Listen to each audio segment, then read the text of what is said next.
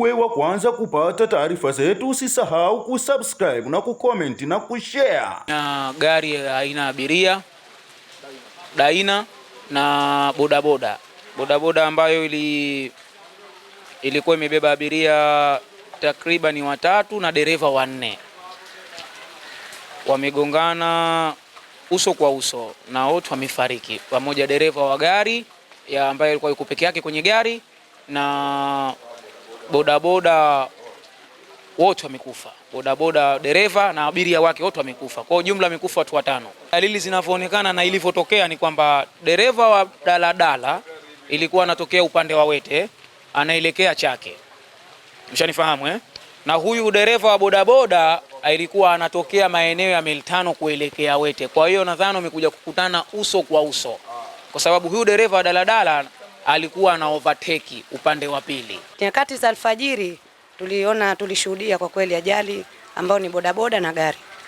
Na tukatoka kutizama, kwa kweli tukaona wenzetu wako barabarani na tukawafunika kwa kuwastiri. Hali ilikuwa kwa kweli ni mbaya sana. Baiti 4 na 5 unsikia anatolewa kwenye gari, anapapatuliwa kwenye Daina. Yaani kabano na Daina. Unsikia? Sasa mihalati nikachukua mimi na askari mmoja tukaenda tukawapeleka Vitongoji hospitali. Muda wa saa 12 asubuhi nimepokea maiti 5 ambao kwamba wamesadikika wamepata ajali ya barabarani. Maiti hao wa kike alikuwa mmoja na 4 wa kiume. Tuliwafanyia uchunguzi wa kidaktari na kugundua kwamba wamepata majeraha sehemu mbalimbali za mwili ikiwemo kichwani, tumboni na sehemu nyingine za mwili. Baada ya kufanya uchunguzi huo, tukishirikiana na polisi pamoja na viongozi wa serikali, tuliwakabidhi maiti hao ndugu zao kwenda kuendelea na taratibu za mazishi. Gari yenye namba za usajili Z965 EY aina ya Toyota Diana yenye route number 607 alikuwa akitokea maeneo ya Wete kwenda Chake, ambayo gari hiyo ilikuwa ikiendeshwa na dereva aitwaye Saidi Musa Rashid, ana umri wa miaka 34, mkazi wa Baanasa Wete.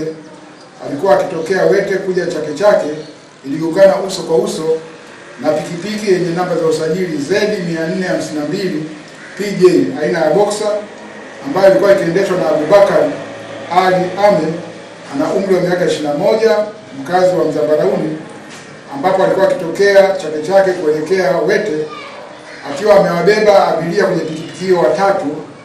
Abiria hao ni Hija Salum Hija, ana umri wa miaka 21, mkazi wa Mzambarauni; Raya binti Masudi Kombo, ana umri wa miaka 32, mkazi wa Masota Wete, pamoja na Salum Ali Sharif, umri wa miaka 28, mkazi wa Mzambarauni.